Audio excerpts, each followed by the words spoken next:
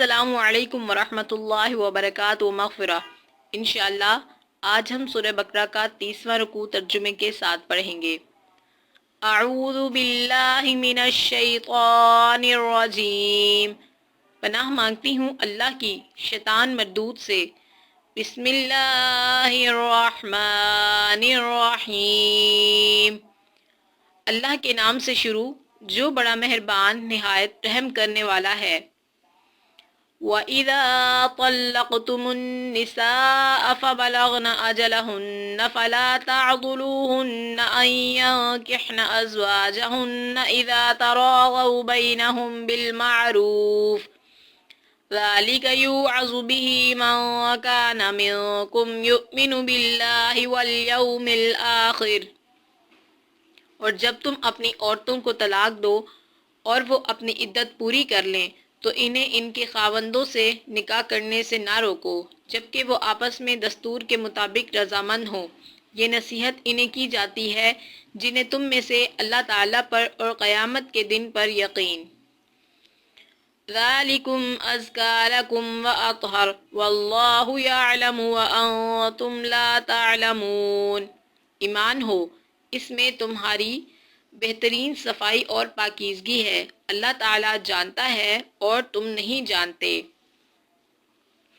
والوالدات يرضعن أولادهن حولين كاملين لمن أراد أن يتم الرضاعة وعلى المولود له رزقهن وكسوتهن بالمعروف لا تكلف نفس إلا وسعها لا تضار والدة بولدها ولا مولود۔ مائیں اپنی اولاد کو 2 سال کامل دودھ پلائیں جن کا ارادہ دودھ پلانے کی مدت بالکل پوری کرنے کا ہو، اور جن کے بچے ہیں ان کے ذمے ان کا روٹی کپڑا ہے جو مطابق دستور کے ہو۔ ہر شخص اتنی ہی تکلیف دیا جاتا ہے۔ لہو بولدہ وعلی الوارث مثل ذلك فإن أرادا فصالا عن تراض منهما وتشاور فلا جناح عليهما وَإِنْ أَرَدْتُمْ أَن تَسْتَرْضِعُوا أَوْلَادَكُمْ فَلَا جُنَاحَ عَلَيْكُمْ إِذَا سَلَّمْتُم مَّا آتَيْتُم بِالْمَعْرُوفِ وَاتَّقُوا اللَّهَ وَاعْلَمُوا أَنَّ اللَّهَ بِمَا تَعْمَلُونَ بَصِيرٌ۔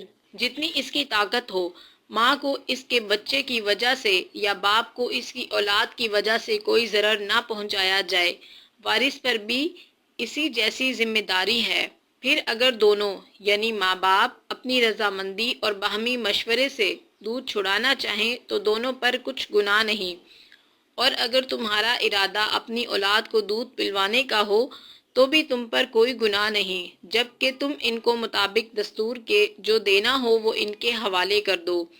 اللہ تعالیٰ سے ڈرتے رہو اور جانتے رہو کہ اللہ تعالیٰ تمہارے اعمال کی دیکھ بھال کر رہا ہے۔ والذین یتوفون منکم ویذرون ازواجا یتربصن بانفسہن 4 اشہر وعشرا فاذا بلغن اجلہن فلا جناح علیکم۔ تم میں سے جو لوگ فوت ہو جائیں اور بیویاں چھوڑ جائیں وہ عورتیں اپنے آپ کو 4 مہینے اور 10 دن عدت میں رکھیں، پھر جب مدت ختم کر لیں تو جو فیما فعلن فی انفسہن بالمعروف واللہ بما تعملون خبیر، اچھائی کے ساتھ وہ اپنے لیے کریں، اس میں تم پر کوئی گناہ نہیں، اور اللہ تعالیٰ تمہارے ہر عمل سے خبردار ہے۔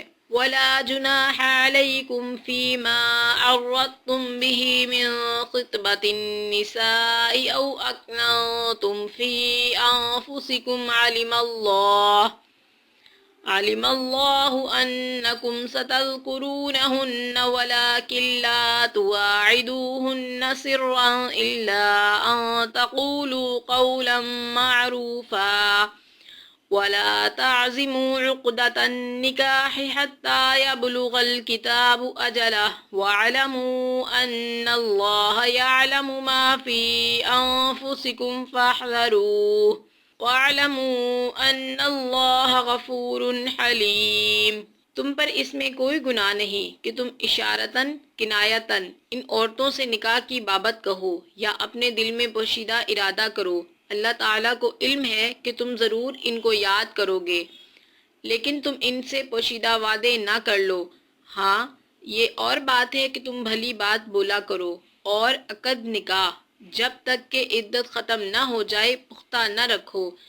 جان رکھو کہ اللہ تعالیٰ کو تمہارے دلوں کی باتوں کا بھی علم ہے، تم اس سے خوف کھاتے رہا کرو، اور یہ بھی جان رکھو کہ اللہ تعالیٰ بخشش اور حلم والا ہے۔